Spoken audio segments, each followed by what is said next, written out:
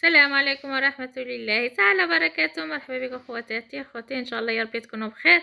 اليوم ان شاء الله غادي نوجدوا كريمه تاع البرتقال، كتخرج واعره واعره. كنزينوا منها الميني كيك او ميني طارت.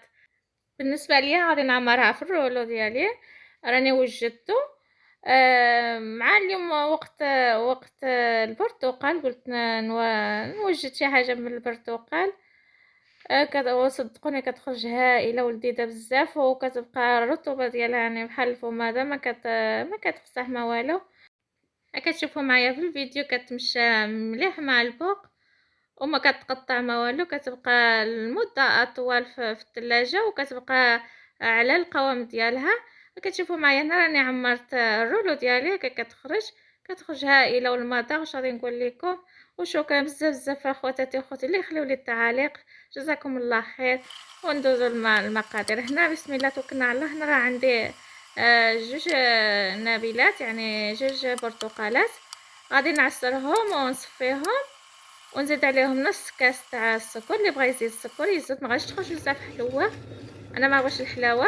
وزدت لهم نص تاع كاس تاع مايزينا، وغادي نديوها للنار على نار مهيله. غادي نقصوا النار باش ما تحرقش لينا، باش ما تلصقش لينا داك الكريمه ديالنا، لان كتعرفوا راها فيها شويه المايزينا.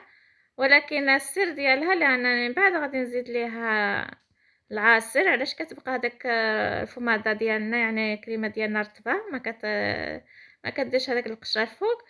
وكتشوفوا معايا راني بقيت كنحرك ومن بعد راني زدت 30 غرام تاع الزبده. هنايا عندي تاع الطوريق، غادي نحركوها شويه ونرجعوها فوق البوطه على نار مهيله، باش تذوب لينا هذيك الزبده ونحيدوها. كتشوفوا معايا راه كتذوب الزبده، لان انا ما درتهاش مباشره بين قلعت الكريمه ديالي، لان كانت بنتي كتبكي لي على داكشي بردات. اما هي مباشره ديرها غادي تذوب، ما ترجعوها البوطه، ولكن هي ماشي مشكل، تقدروا ترجعوها البوطه غادي تذوب ونرجعوا لها نكبوا لها السمو ديالنا. العصير ضروري يكون تاع برتقال. انا غادي نضيف فيه نص تاع الكاس تاع العصير ديالنا تاع البرتقال. غادي نحرك واحد شويه حتى نشوفوها دايره بحال الكريمه، هي غتبان خفيفه لانها عاد سخونه. غادي نخليوها تبرد، غادي بحال ترجع شويه، عاد غادي نعاد نخدموا منها. هي بدات كتشوفوا معايا راه بدات كتجمع ليا. هنا راني سرعت الفيديو لان باش ما يخرجش الفيديو طويل. صافي هي عندي واجده الكريمه ديالنا، غادي نديرها هاك. شوفوا خرجت رطبه، ولكن خليوها ضروري تخليوها تبرد. غادي نديروها في واحد سوبيره ولا في غرفيه، ولا غادي نغطيو عليها ونخليوها تبرد ونرجعوا ان شاء الله.